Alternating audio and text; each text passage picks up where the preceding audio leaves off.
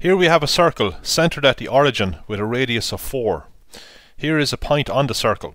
Now the coordinates are given to 2 decimal places here. Now what we are going to do is find a relationship between the x and y coordinates of any point on this circle. That relationship is the equation of the circle.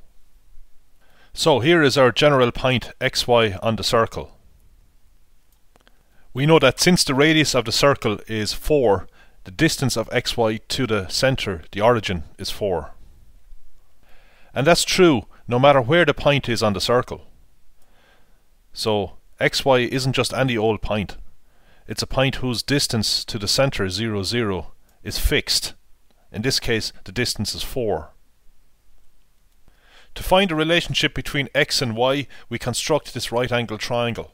So we just project the point on the circle down onto the x-axis. So we draw a vertical line through the point.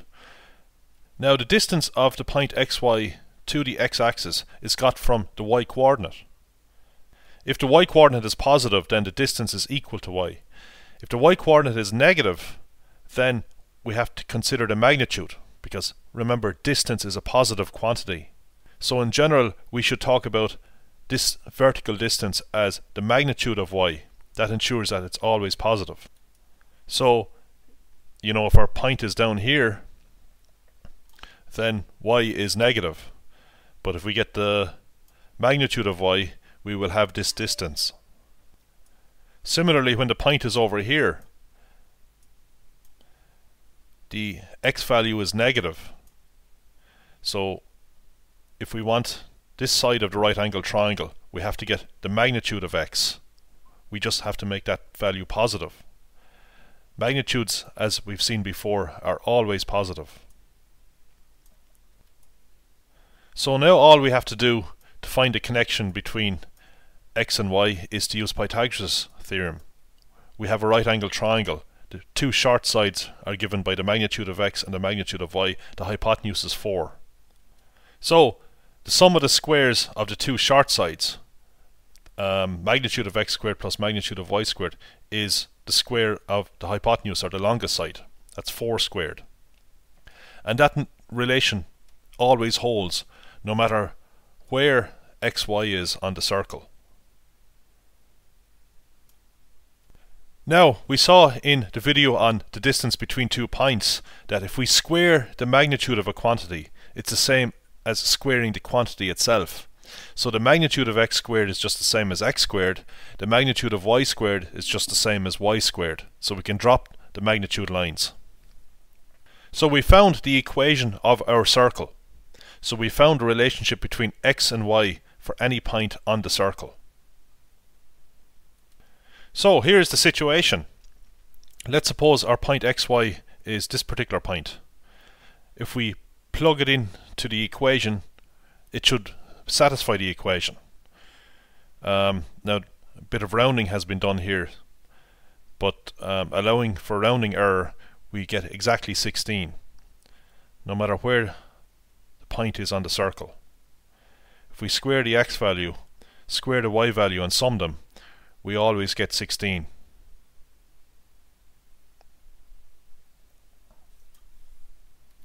Now here is the general situation. We have a circle centered at 0, 0 with a radius of r. So by applying Pythagoras' theorem, we can see that for any point on the circle, x squared plus y squared equals r squared.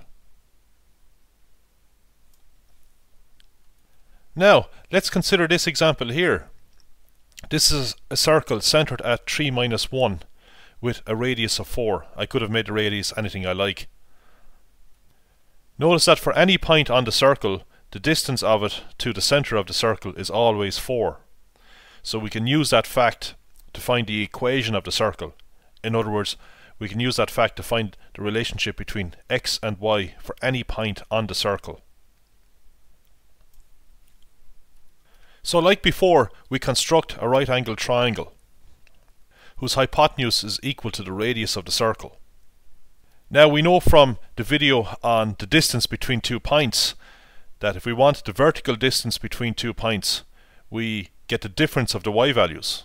So we could take y and subtract minus 1. Y minus minus 1 is the same as y plus 1. Then we get the magnitude to ensure that this distance is always positive. To get the horizontal distance, we subtract the x values, x minus 3, and we take the magnitude. So now we have the lengths of the two short sides. These are positive numbers. Pythagoras' theorem tells us that if we get the sum of the squares of these two short sides, we will have the square of the hypotenuse. Now, the magnitude of x minus 3 squared is just x minus 3 squared. We can drop the magnitude lines. The magnitude of y plus 1 squared is just y plus 1 squared, and that's equal to 4 squared. So this relation holds for any point xy on this circle.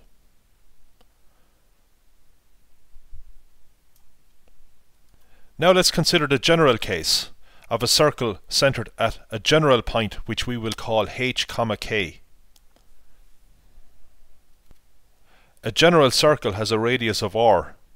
xy is any point on the circle.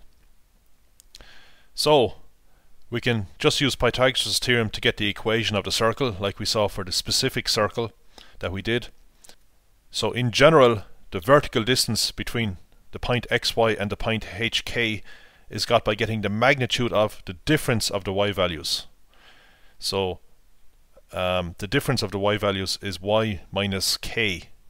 Or we could write k minus y, because we're taking the magnitude. So the magnitude of y minus k is the same as the magnitude of k minus y. Similarly, to get the horizontal distance between these 2 points, we get the difference of the x values. So we take x and subtract h, and we take the magnitude. So remember, hk is some fixed point that will be given to us. It's the center of the circle. But xy is free to vary. It's any point on the circle.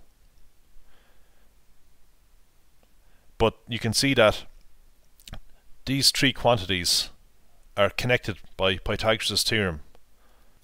So if we square the magnitude of x minus h, well, that's just x minus h squared. Then square the magnitude of y minus k, that's just y minus k squared. When we add them, we get the square of the hypotenuse. R is fixed as well, of course. That doesn't change. So this is our formula for the equation of a general circle with center hk and radius r. Let's take this example. We want to find the equation of the circle with center 0, 0 and radius 3. So we label the center hk and the radius is called r. So here's our formula. We just plug the values in. So we've x minus h squared, well h is 0, plus y minus k squared, well y is 0, equals r squared. R in this case is 3. So x minus 0 is just x, y minus 0 is just y. So we get x squared plus y squared equals 9. So as you can see, this is the first type of circle that we covered. A circle centered at the origin. It's always got the form x squared plus y squared equals r squared. But you see, this equation here covers all circles. So we only really need to remember this equation. If a circle is centered at 0, 0, we plug 0 in for h and 0 in for k, and then it reduces to a circle of this form. Find the equation of a circle with center minus 7, 2 and radius 5. So h is minus 7, k is 2, r is 5. So we've x minus h. Well, x minus minus 7 is x plus 7. We need to square this. Then we have y minus 2. We need to square this, and this is equal to r squared. R is 5. 5 squared is 25. Now note that the point minus 4, 6 is actually on this circle. To see that, we plug the point into the equation of the circle. So we replace x with minus 4.